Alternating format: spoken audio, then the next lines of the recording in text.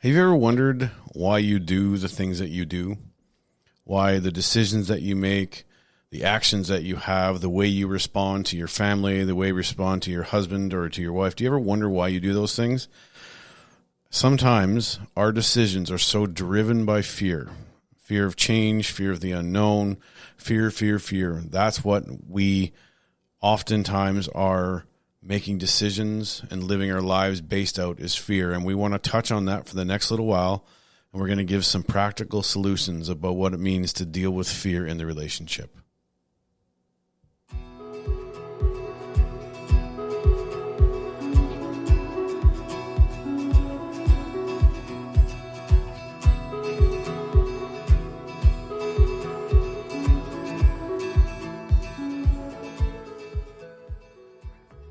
Welcome to another episode of Amplified Marriage. I'm Natalie. And I'm Brian. You hear us say this every podcast, wherever you are, whatever you're doing, grab a tea, grab a coffee, grab a seat on the couch, warm, cozy blanket. We're so glad you joined us for our chat today.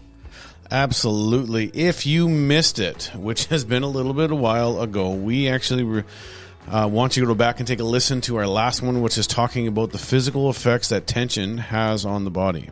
And tension in marriage and how just holding that stress is a constant issue in the body. We laid out all kinds of things. So if you missed it, go back, listen to the one about tension. And if you have any comments or anything you want to add to it or say or just challenge us on, please email us and we'd love to hear from you. What are we talking about today?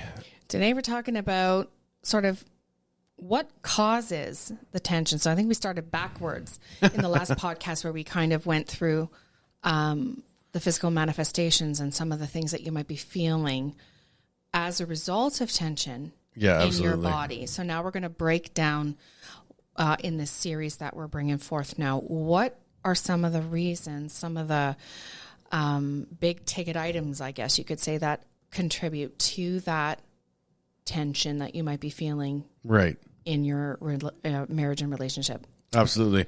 Even what I said in the opening, I think back to when we were early married, just how everything was based around financial fear. Like we had no money. Mm-hmm.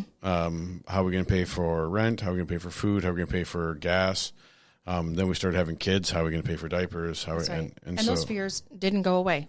Because we're 22 years married in and we're still, fear still tries to grip us in the area of finances, in the area of job security.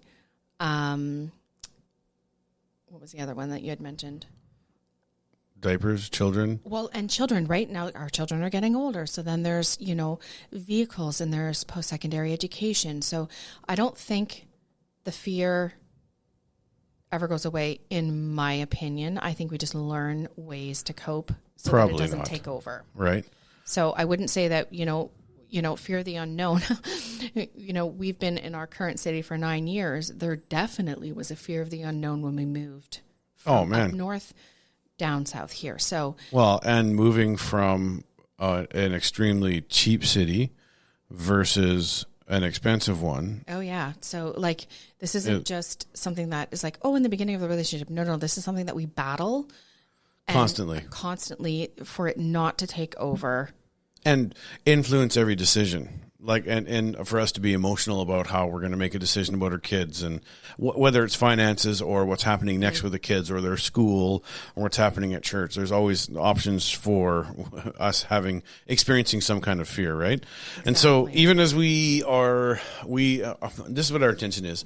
We have what we think is going to be a 4-part, possibly longer series on just dealing with fear in relationships. And as we had started researching this, we realized that some of these topics are big and they're going to require a bit more detail, a bit more digging into. And even as we were reading, studying on this, and we went through the laundry list of things that are fear and some of the traumas and some of the, we've experienced this one, yeah. This is one that we're struggling with now. And you're just going through this and you're like, man, how... And just we want to offer solutions and practical tips about how to get away from that, and some misconceptions about fear that we want to deal with on the very, very last episode. That's right. And also, these are things that I think we can all relate to as we break this down in the podcast to come and tonight. We've all experienced some we might not be currently experiencing, or you might find yourself in all of them. But the goal is not, to appear like, we don't ever struggle with any of this. We 100%, I'll speak for myself. I 100% have struggled with all of these that we'll be covering, and some more often creep up. Yeah. And so our hope is that by bringing it to the light, by bringing it to the surface where we're not hiding behind shame and guilt and regret, let's just face our fear head on. And deal with it. And deal with it, right? And hopefully this will spark a conversation or kind of a self-introspective look on like, hey, I actually fit in this category. Right. And I'm not alone. I think that's the greatest thing to know, is that you're not alone in feeling a fear of the unknown. Yeah. And yeah, absolutely. And just understanding that us going into this fear, this next series actually is so deeply related to tension in marriage. Oh, these will cause all sorts of opportunities to be tense in your marriage. And we went through last time what happens physically in your body when you don't deal with the tension and you don't deal with conflict in a healthy way, how it builds up. So go back and listen to that one if you've missed it. Today we're talking about fear of the unknown in regards to what does that produce within us.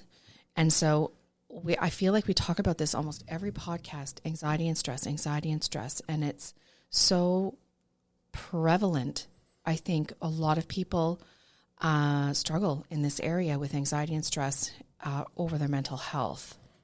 Absolutely. And specifically, the area we want to focus on tonight is all the what ifs. Natalie is the what if queen. Way less now than you ever were, but I just remember there was... Is it way less, or I just talk about it less? I feel like it's not way less.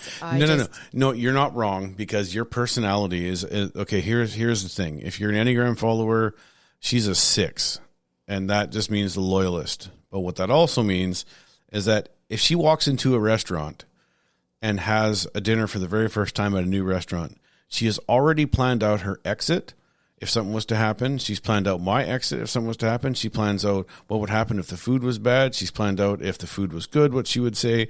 She would plan out if there was a dirty fork. Every aspect of that night or endeavor has already been played out in her mind. All the worst case scenarios. When we went to Disney with the family, she thought about every worst case scenarios, up to hurricanes, fires, tornadoes, gang violence. Well, let's be real here. I already know there was no tornadoes where we were going. Yeah, but I'd already looked it up. I like how you say that, like that actually stops you about worrying about these things. But here's the thing. I was just saying this to Brian before we sat down, of like all the worst case scenarios, all the what ifs, all these scenarios in our relationship that I've not conjured up, because they were actually really, they were real scenarios to somebody out there. Not to us, not even to me, not even to the situation at hand sometimes. But in my mind, and maybe you can relate, playing the what if game, what if you just up and leave me, you abandon us, right? Yeah. Well, I know, and I read one time, blah, blah, blah, not realizing the absolute turmoil. Turmoil? Turmoil. I don't know what turmoil is. Turmoil. All the scenarios, all the stress, all the anxiety, all the tension I was putting upon myself in an unrealistic situation. You had given me no reason to fear that. Okay, then would you also agree that in that situation you're also putting undue stress on me? 100%. Like adding this fact that somehow you think... Do you remember when we went to it was the Shaw Center or the Rogers Center in Edmonton? We were at a conference, a church conference, and we had gone there, and Natalie was we were pregnant. How many months pregnant? Like 7 or 8 months pregnant? I would say this was in February. I like how you I was did. 6 months apart. Okay, 6 that was months. girl math right there. Yeah. So you were six or With our first baby. With our first baby. And we've talked about all the cray I was. Yeah. Okay. Well, the Emotionally. cray really didn't. It wasn't that bad up until this one time, where we went to this place and my workshop was on the It was exact. in another building, people. No, it was in the same building, but it was across the far side of where we were opposite to each other. Mm-hmm. She went to see a famous singer I went to see Carolyn Arend. She did a songwriting workshop, and it was brilliant. Okay, and I went to see some guy teach me how to play guitar. And while we were there, we made. She said to me, "You don't leave me." And I'm like, "Well, I'm not going to leave you." She said it as we're driving in. She said it as we're going down the stairs. She said it when we were standing there. And so we had like B section, this big pole that this is where our muster point was. At the end of everything, we were going to meet here with our group. And but she was convinced she left her workshop early to see if I had gotten to the muster point early. I'm like, no, I hadn't left yet because mine wasn't finished. Then mine went long by only like 10 minutes, but it was like a 5-minute walk to this thing. And by that time, I found her crying next to B post or B area, crying, sitting on a bench. Everyone else is still in their workshops because theirs went long too. And she's crying by herself on this thing, convinced that I had left her. And I'm like, Yeah.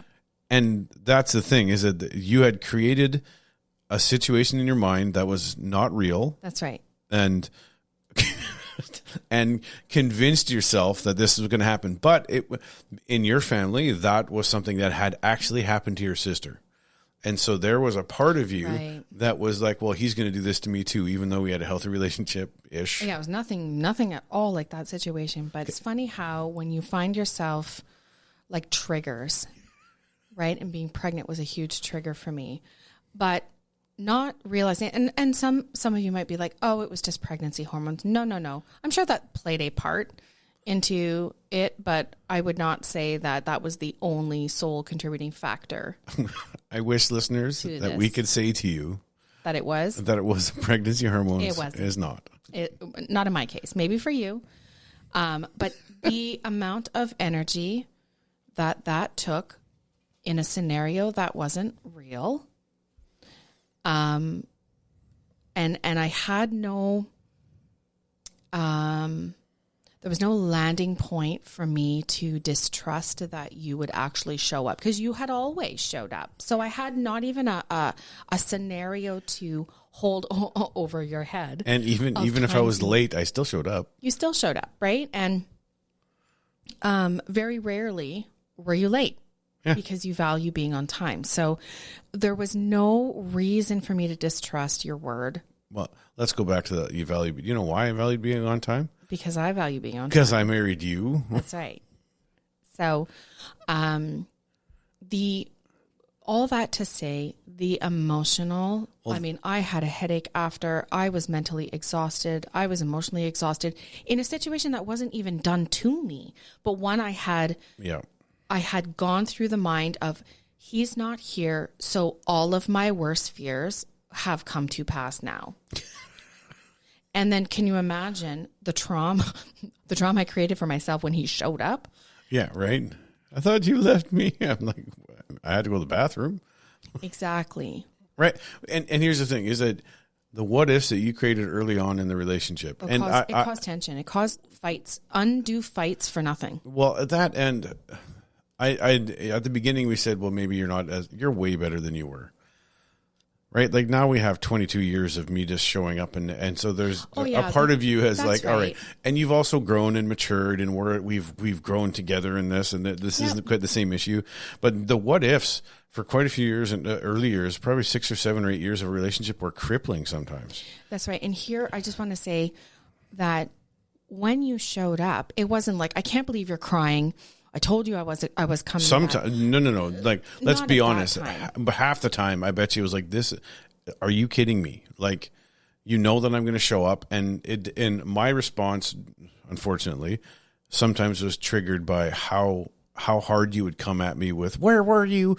Why were you late? I can't believe you didn't tell me. That's right. Right. And just coming unglued sometimes. And that didn't happen all the time, but I would get upset and frustrated. I mean, like, I've never given you any reason to think I'm going to leave you. No. And And so 50, I know, I appreciate you trying to give me props. About 50% of the time, I'm not responding super healthy like either. no, but you have also, what's the word? I don't know what you're trying to say. So You validated how I was feeling in the moment. Oh, yeah. Is what I meant to say. Like, you didn't just squash That doesn't sound like me at all. my fears in the moment, right? Mm-hmm. Afterwards, when I could rationalize And maybe laugh a little. logically come to a healthy conclusion of working through that, then it was like, oh my goodness, I can't believe that I responded like that, or that I was that way far down that path. But here's the thing, one of the things we'll be talking about down the road here is self-sabotage. Mm-hmm. And how many times can our what ifs that we play out in our minds actually lead to a physical ramification of pushing your spouse, pushing your partner away to a point where it's like, you have already categorized me as leaving you. And eventually you get fed up with you. I'm not speaking like you personally, but hypothetically, the person gets fed up of always being the bad guy in a situation that they were not the bad guy to begin with. Does that make sense? Right. And you create an actual distance between you and your partner and you and your spouse. Yeah, which just creates more and more distortion. Right? Which then eventually, Kel Surprise, he may walk away. Right. Does that make sense? Absolutely. Because there's only... So that's just a precursor Well, that and to self-sabotage. Sometimes people may just take the abuse. Like, I think that once we got a little bit healthier, we just we become a bit more brutally honest over the years. Mm-hmm. Just like, that hurt my feelings. I don't like what you said, and not hold back. But that's also a personality thing. Partially because you had to learn to adapt to my personality, because I hate. You're a straight shooter. Yeah, but what I don't like is, that thing you see all the time in like romantic comedies. Well, if you don't know what's wrong with me, I'm not going to tell you. Oh, it's nonsense. It's nonsense, but that's what people actually do. Yeah, that's true. For the longest time, that's what you did. Mm-hmm. The what if scenario would happen, and that's how you responded. And nothing enraged me more. Like, I even with my kids, with my staff at the church, that if you dance around the issue and I find out before you tell me, I'm going to be some upset. Yep. And I need you to be straight with me. Like, even when it comes to my feedback, just be a straight shooter with me. So what you did a lot of the times was you would dance around it, instead of just saying, hey, this is what's going on, and expected me to know based on a feeling or the way you gave me your cold shoulder, or how you responded to a situation. I'm not one to roll over and just take it, but there will be people, men and women, that will just constantly let that pile up on each other. Yes. And instead of dealing with it, they end up having that what we call, like, our pastor says this all the time. Now it's like one of my favorite things when I'm preaching is to say, distance creates distortion. Mm-hmm. And the way you create distance is by letting things pile up on each other, compound on each other. That's right. And hypothetical situations that aren't what ifs that aren't even real to your current situation. It's like you see in the movies, or you see on memes all the time right now. We should do a whole video episode combating all those stupid relationship videos that you see online all the time. But the one that's all this, you see all the time right now is that exact one. If you don't know, I'm not going to tell you, and how the woman responds. And right, you're not a mind reader, and how can you be a mind reader to hypothetical pretend situations I've made up in my head? Or the other meme that you see, that this one's kind of funny, is all the time is when the wife is upset at the husband because he did something stupid. Instead of coming with me, you went to play poker with your buddies, and your buddies happened to be dogs or whatever it was, and she's actually upset with you about something you did in the dream. Oh, that's a whole nother thing. Those are real funny, and though. That I attribute to pregnancy. that was not a real experience at all, folks. Not only stress and anxiety in the way that we think of stress and anxiety, but this is a whole different spin, maybe not spin, because it's legit. Yeah. A whole different perspective on creating unnecessary stress and anxiety due to playing these what if scenarios. Well, and There's a quote out there. I wish I could remember what it was, but worry kills you before it kills the other. Ooh. I don't think that's the actual quote. That's just what I said right now. Well, worry that's what we're going with. Yeah, right. Worry kills you before it will kill the other. Because I know you're worried, but gosh, I could worry enough for everybody. But that worry doesn't, like, this is the thing. There's not one person on the planet. There's probably one person on the planet that nothing will bother. Right. I am not bothered by a lot of things, but that doesn't mean, how to say this.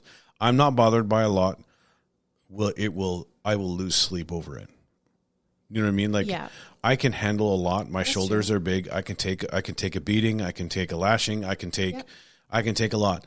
That doesn't mean and not a lot bothers me, but that doesn't mean sometimes I'm not carrying the weight of those things. That's right. You just process it differently. Yeah, I process it by replaying it over and over and over and over and over. And in certain scenarios with certain people, I will do the same thing. And it's awful. But here's like the precursor to the next one we want to talk about.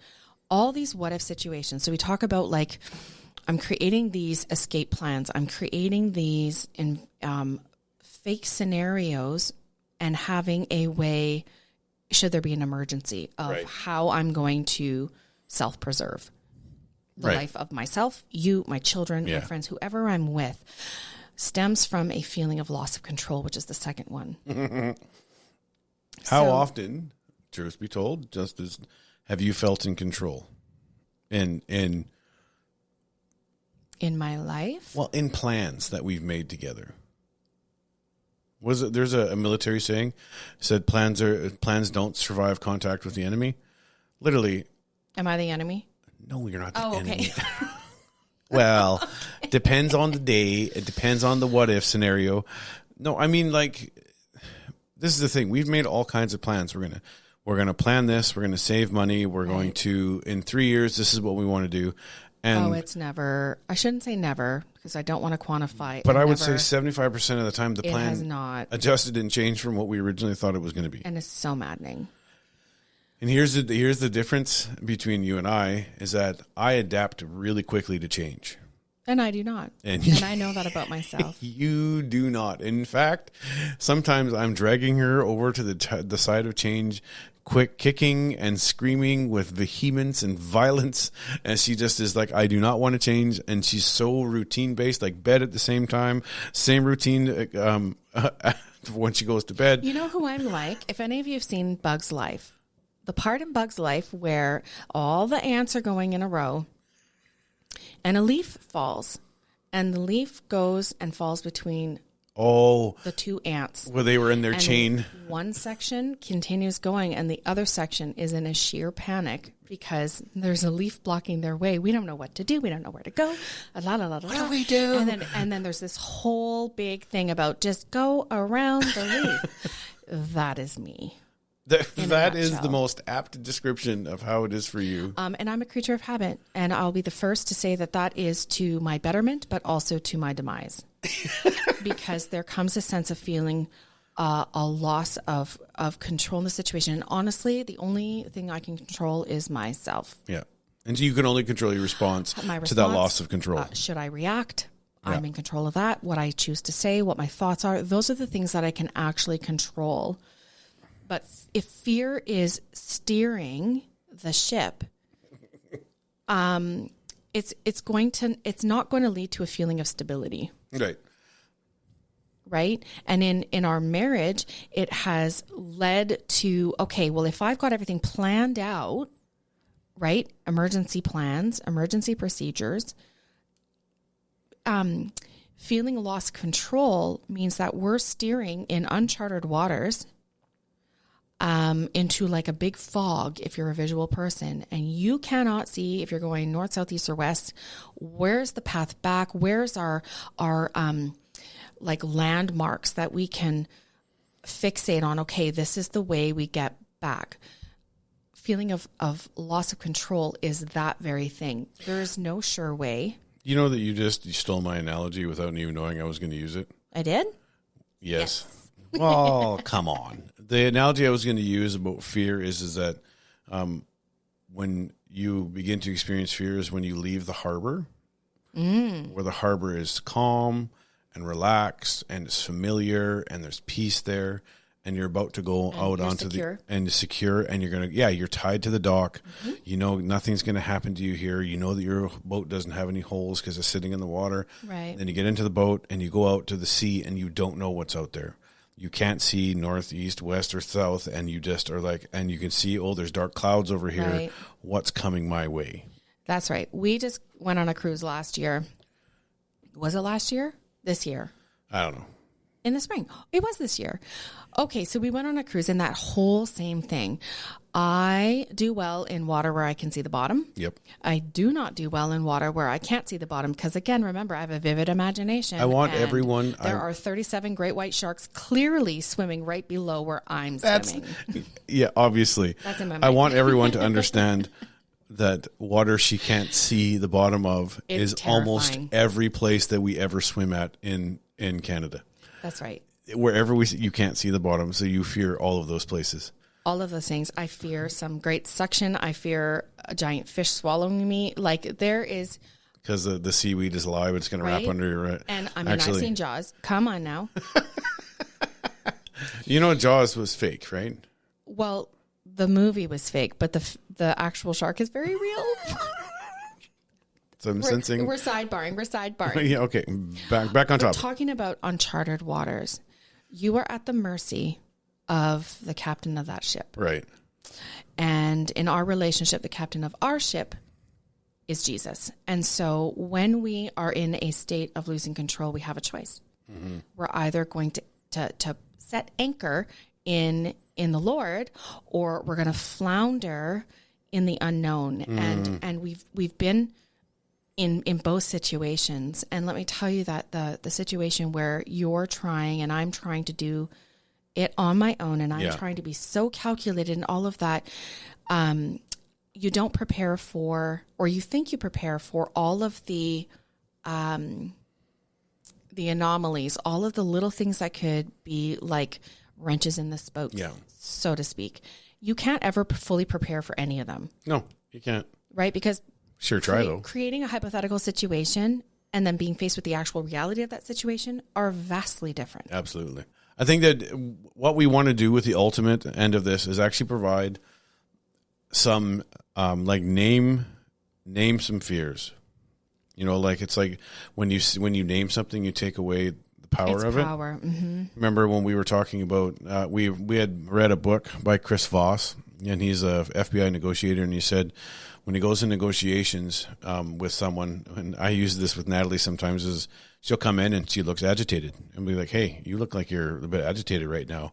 And it just gives name to something and like permission for that to be dealt with. And for me to acknowledge, you're right, I am agitated. Right? Or, hey, I'm really mad right now. I'm just feeling sad or whatever it is. And so we want to name these fears, talk our way through them, give you some accounts of the things that we've actually struggled with in our own life, and just kind of walk through them with you and just provide an understanding that you're not alone, that it's not just you, that we're here to help, we're here to pray. We want to give you some more tools for the toolkit to see you have the most success that you possibly can have in your relationship. And so we just want to say thank you for listening. If you do happen to like our podcast, which I know that you do, it does mean a lot to us when you share it and let people know about Amplified Marriage. You can follow us on Instagram and on Facebook. And again, we say this all the time, and we do get some questions, and we're actually looking at a new segment as part of the show moving forward. But if you have a topic or a question, that's going to be the new thing. You send us a question, and we're going to actually read it online. If you want your name read, please do, and we will do that for you. If not, we'll keep it anonymous. But if you have a topic or a question or anything you want to ask us or even just challenge us on, please email us at amplifiedmarriage@gmail.com. And as you have heard us say many times before, we believe that your marriage can be reset, refreshed, recharged, and restored. Thanks for listening. Talk to you soon.